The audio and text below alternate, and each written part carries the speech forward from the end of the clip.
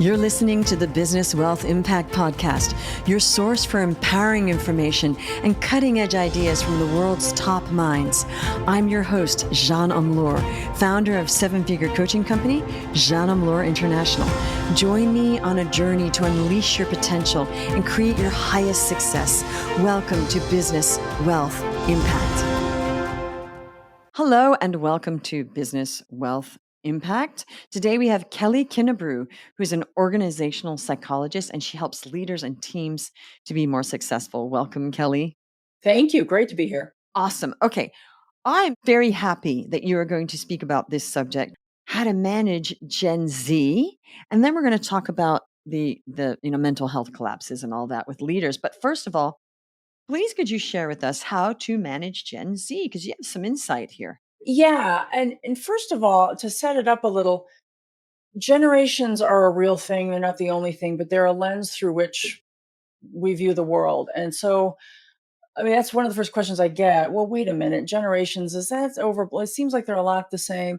No, they're really quite different. And it has to do with big impacts of major events in your life and the cultural kind of zeitgeist at the time. So Gen Z has been raised with very protective parenting, not a lot of supervised time. They're taking jobs at 40% of them have jobs in high school, where it was 60% and upwards of past generations. Colleges have shifted an open exchange of ideas approach, and there's this fishbowl social media experience that no other generation has gone through. So we have this setup, and let's throw in a pandemic to keep them in their basements even longer when they're trying to develop interpersonal skills. So all of that means you're creating a generation that's not as well prepared for the workplace as any other generation has been.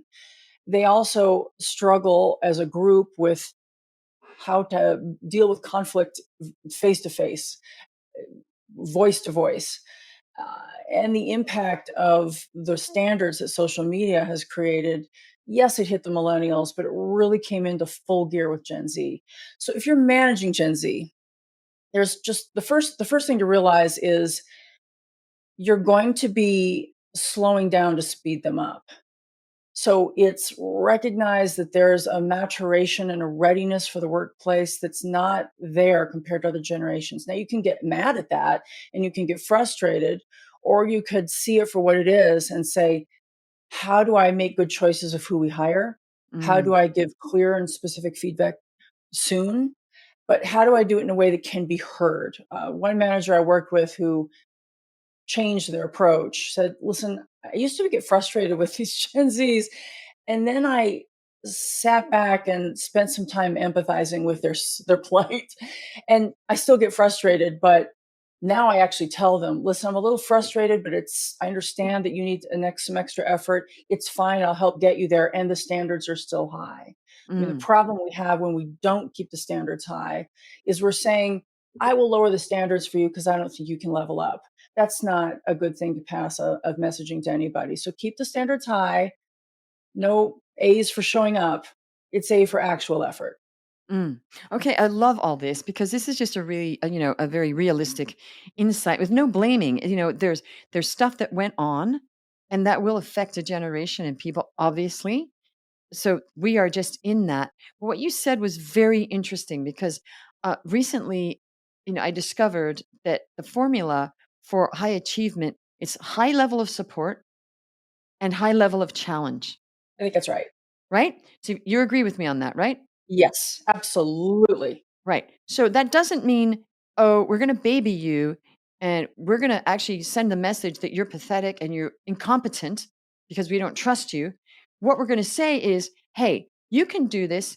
This is the high bar, and we will support you to be able to do that. Is that the key? I think that is the key. And what's happened when it doesn't go well, and listen, I've researched this topic a lot, and I've talked to a lot of leaders and HR professionals and people managing this. So this comes not just from my own opinion. This is a focused topic that I speak on and consult on sometimes. I think the mistake we've made is we've continued the mistake that well-meaning, overly protective parents made with I will protect you from anxiety and uncomfortable feelings by taking that from you. I will be the barrier. I will be the cushion. I will soak it up. And so we can't keep doing that in the workplace.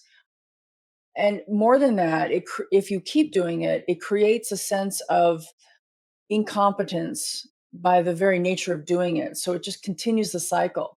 Now, it doesn't help to give feedback to anybody in ways that makes them not able to take it in at all. And listen, Mm, that's the nuance of interpersonal skill and all of that. mm, But make the expectations like you would with any employee, no matter age, really clear.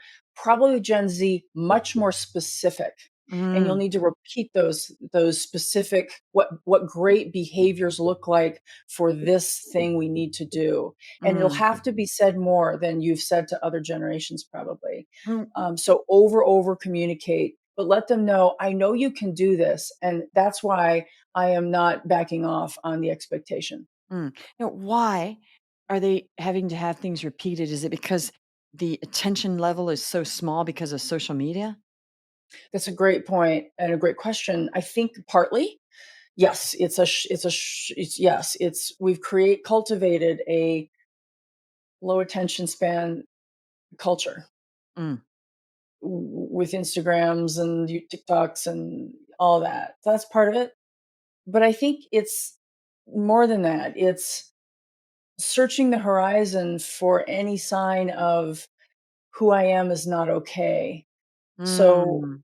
if you tell me my work was poor, that means I'm not good.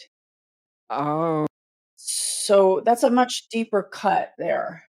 so this is a self-worth search.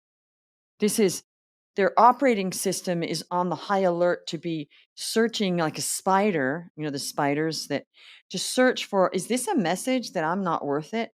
So there's also a split attention because it does take focus off the job if somebody's in the background going, wait a minute, are you signaling to me that I'm not worth it? Or I'm not good. So that must take a focus and it must. So I get it. They're distracting. Yeah, that's it. Mm, You might say, "Well, listen, buck up. This is called life. You'll figure it mm, out, and you just have to have lots of feedback come at you." If that can be heard, so it probably does mean being careful about too much accurate feedback too soon. You have to mm, invest in the bank before you mm, can make these withdrawals. That's mm, just psychology 101 and interpersonal building 101. mhm, So, if you're a leader and you want people to respond well, you mhm, probably have to give more thank you, attaboy, attagirls before you can say, let's look at this and how this can mm, change than you would have maybe with past generations, maybe with mm. millennials or early stage millennials, let's say. Okay, so even people were having problems. It was known, oh my goodness, it's hard to deal with these millennials. So, what's the difference with the problems of the prior generations dealing with millennials? I'm laughing because I'm not a millennial. I'm a Gen. I guess I'm a Gen X. Yeah, X. yeah. So the thing is, what's the difference between the issues that some people had with millennials and the issues that some people have with Gen Zers? How's that? Yeah. Let me talk about this in a couple ways. I talk about the key factors that have shaped each generation, and we've already covered them with Gen Z, but just as a refresher, I think it's basically four. It's this highly protective parenting and little unsupervised time. That's one big factor that's defined Gen Z. Hmm.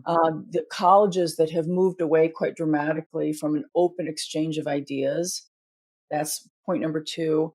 The third factor is this life spent in this fishbowl of social media that happened for millennials too, but it wasn't on high drive like it is Hmm. for Gen Z.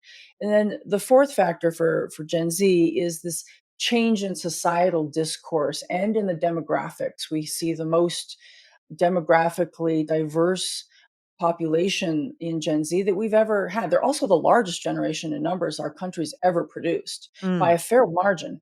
And people are surprised. They say, well, you're not the baby boomers. No, forget the name of the boomer of the baby. No, Gen Z is the largest in numbers of any generation, certainly Gen X. Gen X was the smallest. Mm-hmm. Millennials is kind of in the middle.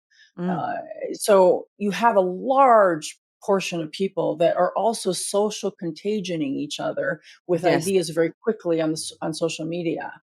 So that creates problems that haven't been there that suddenly are. I don't feel I'm my gender. That's a social contagion Mm-hmm. issue that we saw 1,000% increase in a very short period of time. When Yes. you see that amount of dramatic rise in something like that's reported, you have to look at things like social contagion. So I know Mm. it wasn't your question, but understand the difference. That's Gen Z. Mm.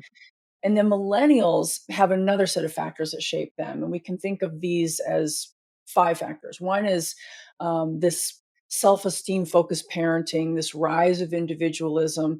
Now, that fed into Gen Z's overprotective parenting, but it started with millennials. Because you remember this, you're Gen X, there was a real break between how we were parented and how anybody after us was parented.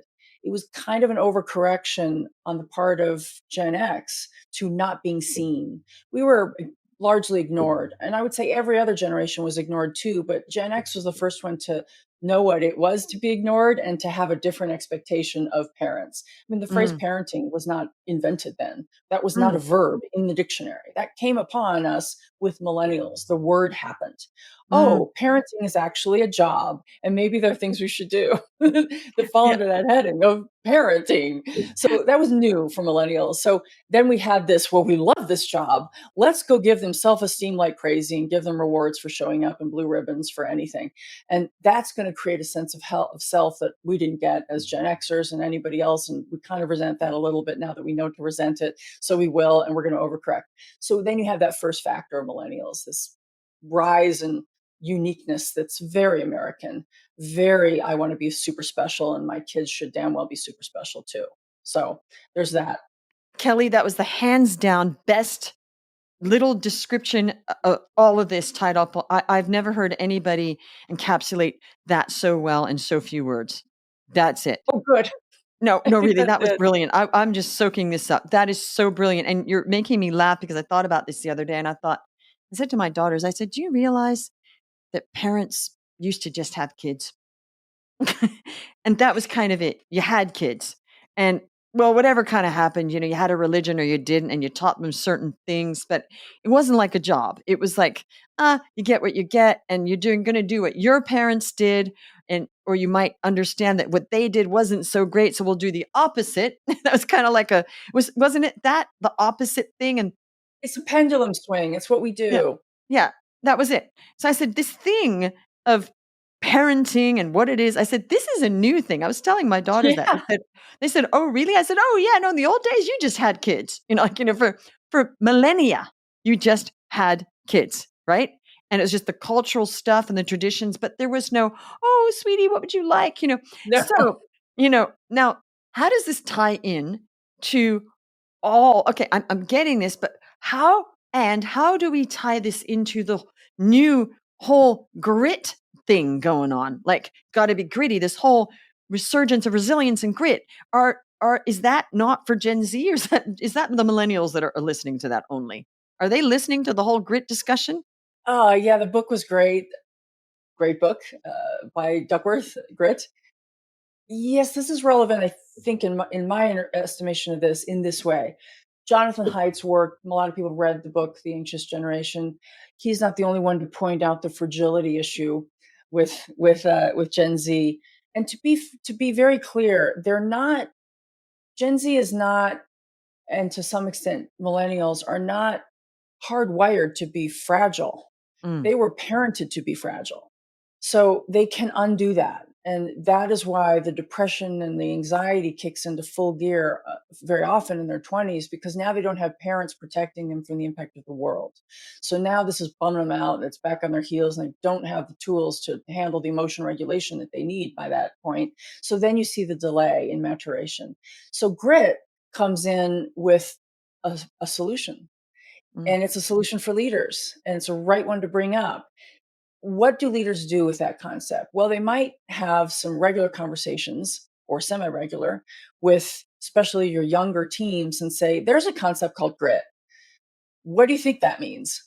oh, it means this. Okay, scale of 1 to 10 of things that would be gritty at work. What do you think that would be? And so you might get those on a whiteboard or something, and then you'd add to your own as a leader and say, that's great. Now, when we talk about building this resiliency, this is going to test you in ways that you haven't been tested before. And you know what? I know you can do it, and this is why, and this is how.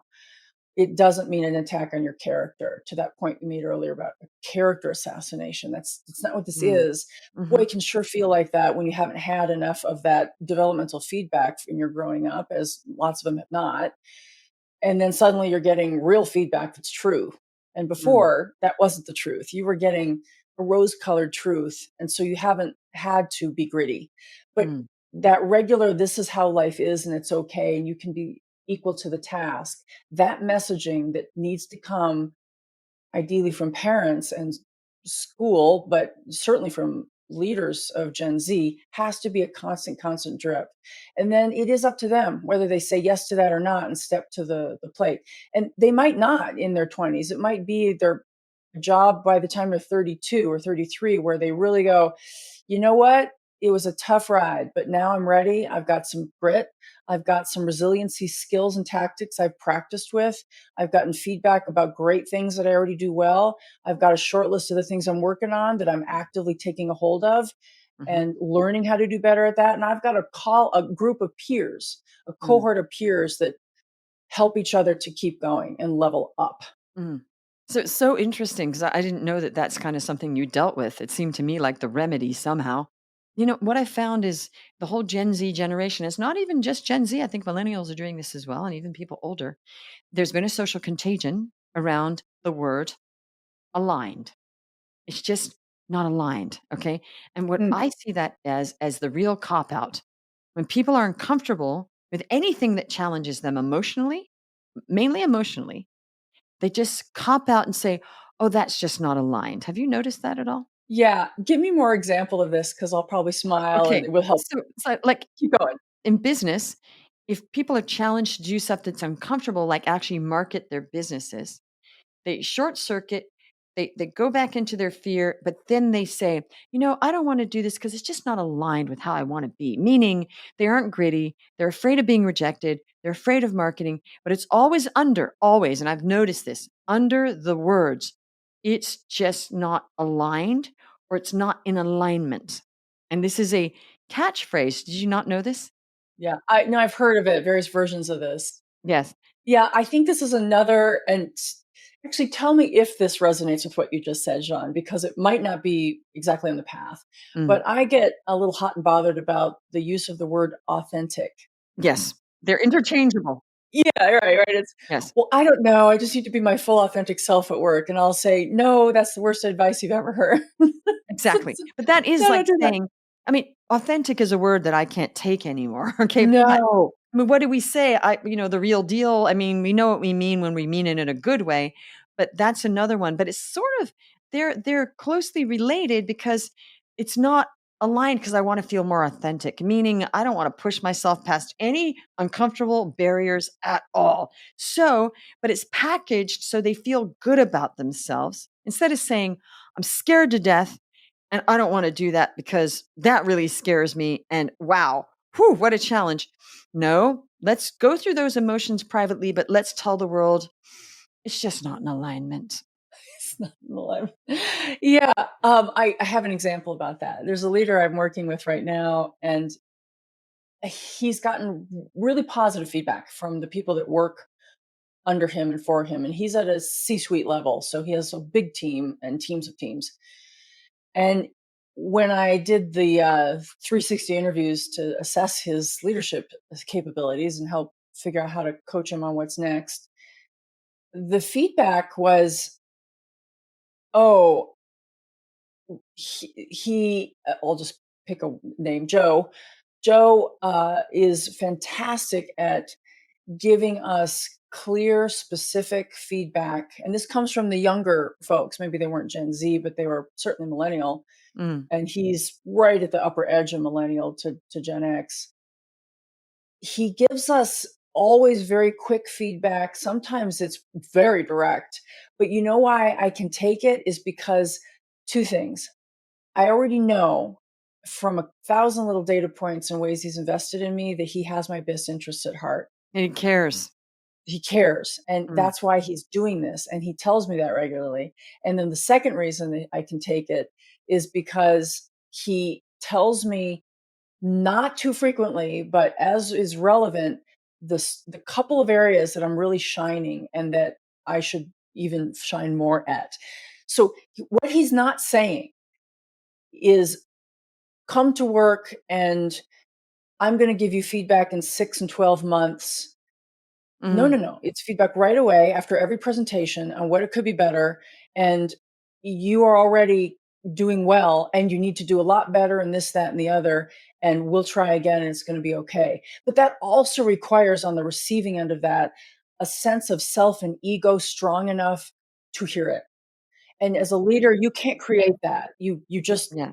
You if you can't. can't, you can't. And you Mm, might have to part ways and say, you know what, this is what this is about. You may learn this later in life. Sorry about that. This is not the place for you right mhm, now. Maybe mhm, again at a future date, but mm, this is the level up expectation we have here. And if I'm investing in you, it's because you're worth investing in and we know you can do it. So right. that is the difference between a Mm, leader who's just dumping on somebody with badly delivered feedback and one mm, who has done some of the, and some of it's so artistic, right? Of that self concept building so that you can land some hard feedback. mhm.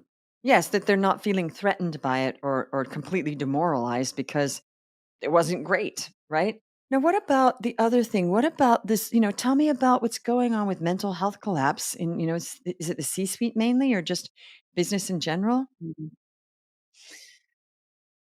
So this project, it's a project with a past colleague, longtime colleague and friend of mine on a book, and the book has a lot of interviews fueling some of the writing. Mm, So we were very interested in how working professionals who've always been buttoned up and in charge of and very successful by and large have something happen. Maybe it's triggered by a big physical thing that happens. Maybe it's just, I am burning a bazillion candles at both ends and now they're meeting in the middle and I definitely don't want to look at it. So I'm just going to hide myself until I collapse and I'm in an institution for 3 weeks having to recover. Could be that. Or it could be passive suicidal ideation, or it could mm, be active suicide. I mean, some of these are the stories that we hear are often serious life on the line stories. And if they're not life on the line stories, they are one or two steps before that. And mm, so, why did we go do this project? This is the reason, because we noticed in the people we've been coaching and doing leadership development work, we're both in the field of leadership development, have been forever, worked for some major heavy hitters doing this work, that we have two camps of people who have what we're calling mental health collapses. On the one hand, there's the person homeless under the bridge, and okay, mm, clearly they're mm, have some mental health issues. And mhm, it'd be great if they could get some help and maybe they'll never recover. So there's that. mhm, And then the other end of that is the wellness industry, which is, here's a jade egg for you that you'll put wherever you are supposed to put those things. And here's a bunch of sort of woo woo stuff that we're going to mm, call wellness. And here's your free yoga passes when you join our company. And we're going to have that be the category of work life balance and call it mm, good.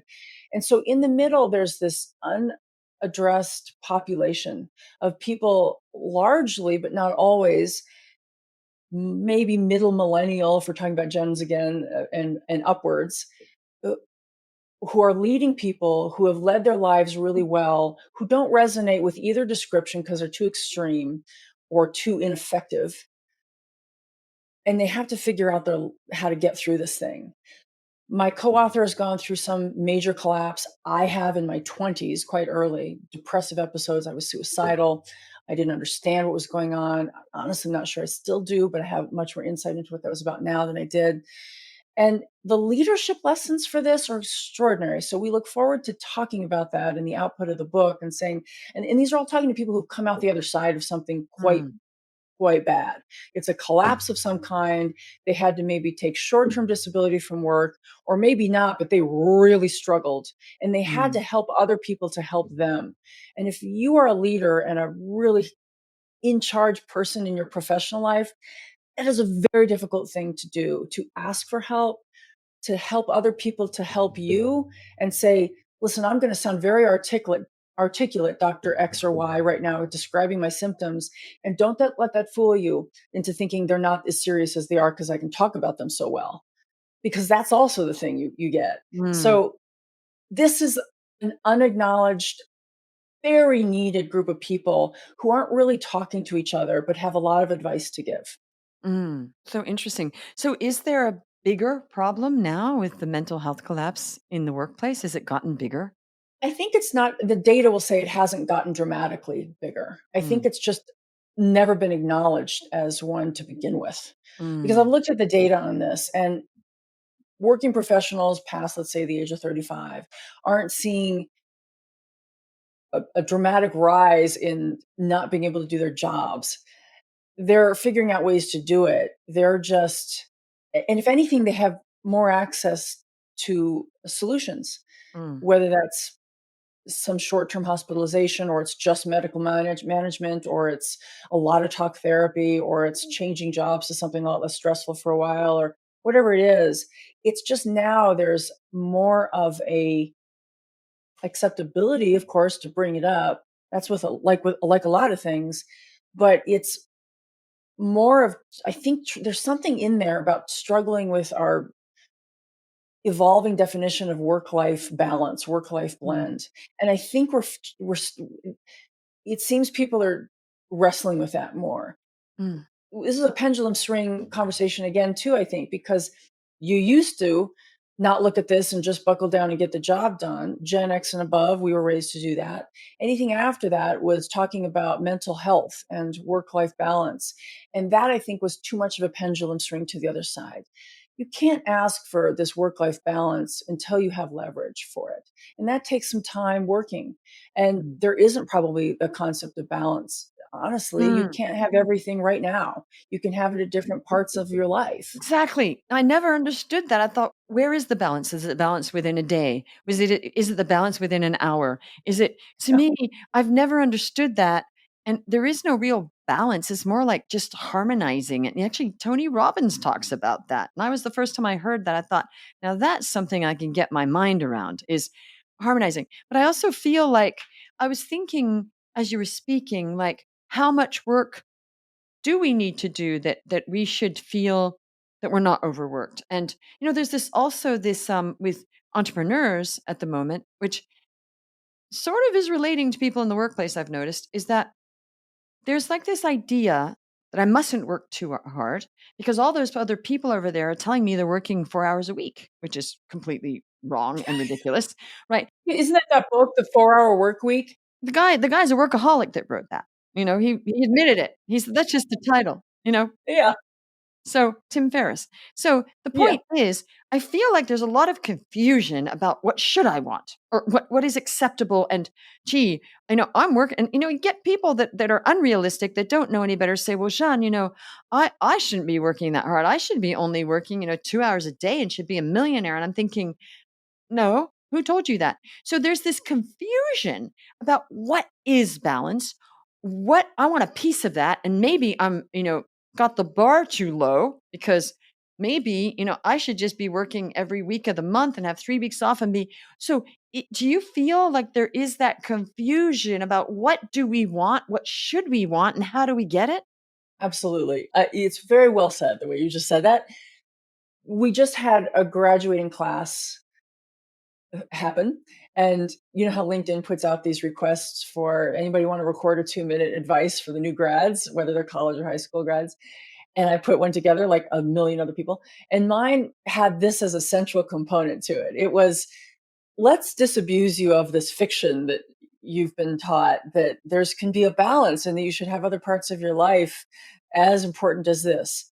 Now I'm going to do an asterisk with that and say that is on the table more than any other time because you've never seen a real downturn. You've never really seen a collapse.